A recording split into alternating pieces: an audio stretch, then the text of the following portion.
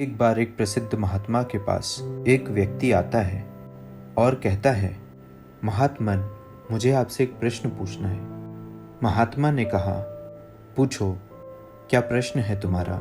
व्यक्ति ने कहा, हम सभी लोगों के पास 2 हाथ, 2 पैर, एक दिमाग और 24 घंटे का समय होता है, लेकिन कुछ थोड़े से लोग बहुत ज़्यादा सफल हो जाते हैं। सभी उनकी इज्जत करते हैं, उनसे दोस्ती करना चाहते हैं, उनके साथ समय बिताना चाहते हैं, लेकिन ज़्यादातर लोग सिर्फ सफलता की चाहत लिए और एक सामान्य सा जीवन जीकर ही इस दुनिया को अलविदा बोल देते हैं। तो आखिर ऐसा क्यों होता है? क्या फ़र्क है इन दोनों प्रकार के लोगों में? व्यक्ति का प्रश्न सुनने के बाद महात्मा मुस्कुराए और बोले, सफल और अनसफल व्यक्ति में केवल एक ही चीज़ का फ़र्क होता है और वो है उनकी आदतें। तुम हर रोज़ क्या चुनते हो, इसी से निश्चित होता है कि तुम क्या बनोगे। अगर तुम आराम, आलस्य और छोटे कामों को चुनते हो तो असफलता निश्चित है, लेकिन अगर तुम हर रोज़ मेहनत, अनुशासन, लगन, चुनौती और मुश्किल कामों को चुनते हो तो तुम्हारी सफलता भी निश्चित है। लेकिन दुर्भाग्य से ज़्यादातर लोग अनजाने में ही अपने आसपास के माहौल, माता पिता और लोगों की वजह से ऐसी आदतों और दिनचर्या के साथ बड़े हुए हैं जो उन्हें सफल होने से रोकती है और ऐसा इंसान नहीं बनने देती जैसा वे बनना चाहते हैं।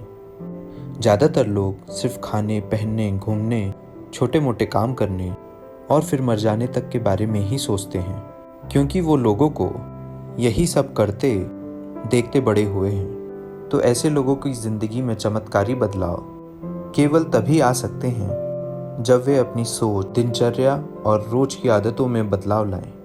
व्यक्ति ने कहा, महात्मन, आपने आदतों के महत्व के बारे में बात की, तो क्या आप मुझे ऐसी 5 आदतों के बारे में बता सकते हैं जिन्हें अपनाने से मैं न केवल आर्थिक रूप से सफल बन सकूं, बल्कि शारीरिक और मानसिक रूप से भी मजबूत बनूं, समाज में मेरी इज्जत हो, लोग मेरे काम से प्रेरणा लें और आने वाली पीढ़ी के लिए मैं एक अच्छा उदाहरण पेश कर सकूं।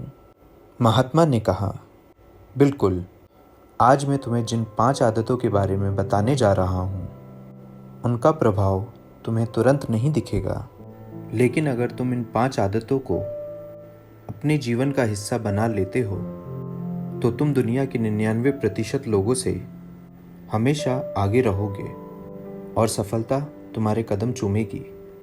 महात्मा ने कहना शुरू किया, पहली आदत, अपनी सुबह का नियंत्रण अपने हाथों में लो। हर सुबह हमारे पास 2 विकल्प होते हैं। पहला, कि हम सोते हुए लगातार सपने देखते रहें, या फिर सुबह जल्दी उठकर उन सपनों को पूरा करने के लिए मेहनत करें। लेकिन दुर्भाग्य से ज़्यादातर लोग पहला विकल्प ही चुनते हैं और खुद को बिस्तर के आराम से निकलने नहीं देते। और जब ये देर से सोकर उठते हैं, उसके बाद भी अपना सुबह का बचा हुआ समय फालतू के कामों में, जैसे इधर उधर घूमना या बैठकर दोस्तों या घर वालों के साथ गप्पे मारने में निकाल देते हैं। और यह एक असफल और शिकायत करने वाले व्यक्ति की पहली निशानी है। लेकिन अगर तुम सफल होना चाहते हो तो सुबह जल्दी उठकर पहले 2 घंटे खुद पर लगाओ। कम से कम 20 मिनट एकांत में पैदल घूमने के लिए जाओ। ऐसा करना तुम्हारे दिमाग में नए और सकारात्मक विचारों को जगा देगा। उसके बाद 20 मिनट का ध्यान करो। यह तुम्हें दिन भर शांत और प्रसन्न रखेगा। कम से कम 30 मिनट रोज व्यायाम करो। इससे तुम्हारा शरीर ताकतवर और ऊर्जावान बनेगा। ये तुम्हारे आत्मविश्वास को बढ़ाता है। रोज सुबह 15 मिनट सूर्य की रोशनी शरीर पर पड़ने दो। ऐसा करना तुम्हें निरोगी रखने के साथ साथ तुम्हारी निराशा भरी मानसिकता को कम कर तुम्हारे अंदर आशा और उम्मीद बढ़ाता है। रोज सुबह कम से कम 30 मिनट से 1 घंटे का समय उस काम के बारे में पढ़ने या सीखने में लगाओ जिस क्षेत्र में तुम सफल होना चाहते हो। रोज सुबह या 1 घंटे का अभ्यास तुम्हें उसी क्षेत्र में काम कर रहे अन्य लोगों से बहुत आगे लाके खड़ा कर देगा।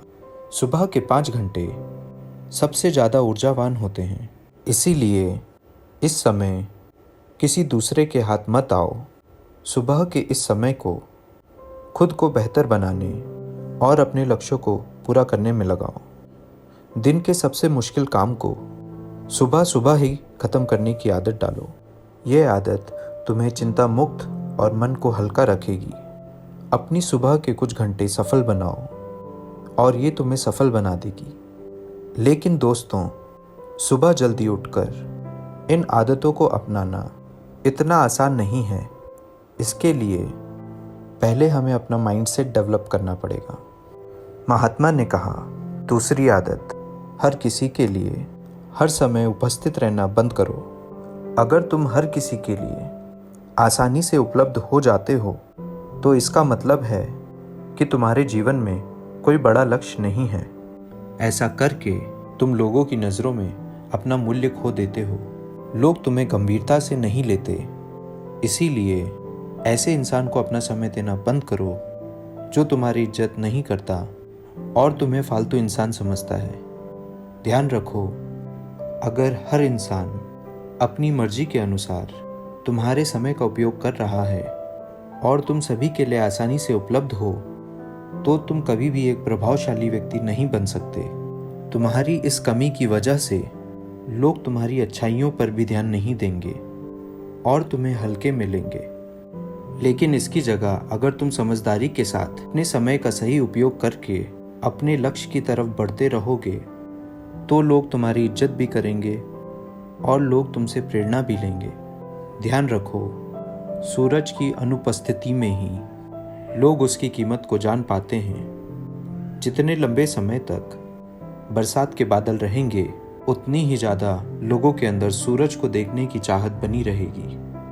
गर्मी में ज़्यादा धूप के कारण लोग जिस सूरज को नापसंद करते हैं, सर्दी और बरसात में लोग उसी सूरज का इंतज़ार करते हैं। लेकिन तुम्हें सिर्फ लोगों को दिखाने के लिए अपनी उपस्थिति को कम नहीं करना है, बल्कि तुम्हें कम उपस्थित रहना है कि तुम अपने समय की इज्जत करते हो और अपने काम को लेकर गंभीर हो। महात्मा ने आगे कहा, तीसरी आदत, जल्दी निर्णय लेना सीखो। कमज़ोर विचारों वाले लोग हर निर्णय को लेने में समय लगाते हैं, लेकिन जो उच्च प्रदर्शन करने वाले लोग होते हैं वे जल्दी निर्णय करते हैं और काम पे लग जाते हैं। जल्दी निर्णय लेने वाला इंसान देर से निर्णय लेने वाले इंसान से हमेशा आगे रहता है, क्योंकि देर से निर्णय लेने वाला इंसान जब तक सोचेगा और हर संभावित विकल्प के बारे में विचार करेगा तब तक एक निर्णायक व्यक्ति निर्णय लेके काम भी शुरू कर चुका होगा और ज़रूरत पड़ने पर खुद को या अपनी योजना को बदल भी चुका होगा। इसीलिए निर्णायक बनो। तुरंत निर्णय लेने की काबिलियत होना एक बहुत बड़ी ताकत है। बिना ये जाने कि जो निर्णय मैं ले रहा हूँ वो 100% सही है या नहीं। मुश्किल समय में ऐसे निर्णय लेने के लिए बहुत ही आत्मविश्वास और हिम्मत की ज़रूरत पड़ती है।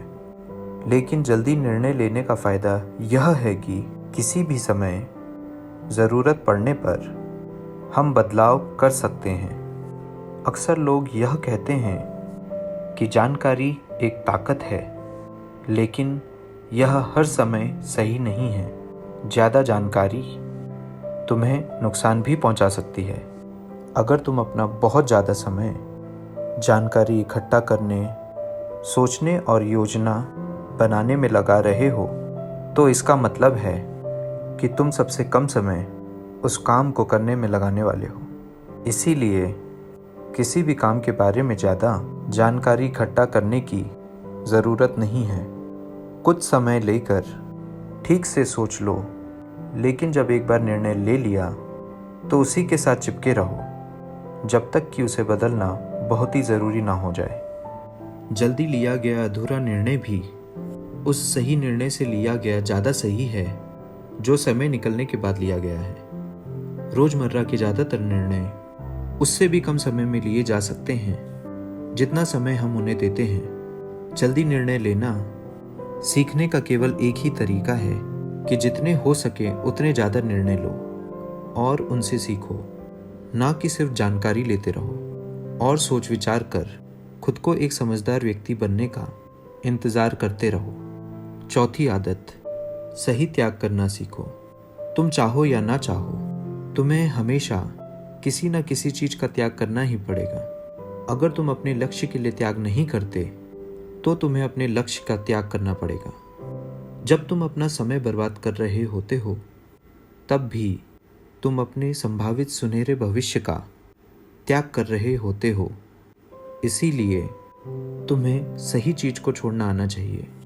अगर तुम्हें सफल होना है तो कई बार तुम्हें अपने मित्रों का त्याग करना पड़ेगा जो तुम्हें पीछे खींचते हैं। तुम्हें कुछ समय के लिए अपने आराम, पसंदीदा खाना, घर और रिश्तेदारों का भी त्याग करना पड़ेगा। लेकिन ये त्याग हर समय आसान नहीं होता। खासकर जब तुम जवान होते हो तो तुम्हें लगता है कि मैं अपने आराम और खुशी को क्यों छोड़ूं। लेकिन सच्चाई यही है कि तुम्हें अपने आज के आराम और खुशी से आगे कुछ नहीं मिलने वाला सिवाय दुख और पश्चाताप के।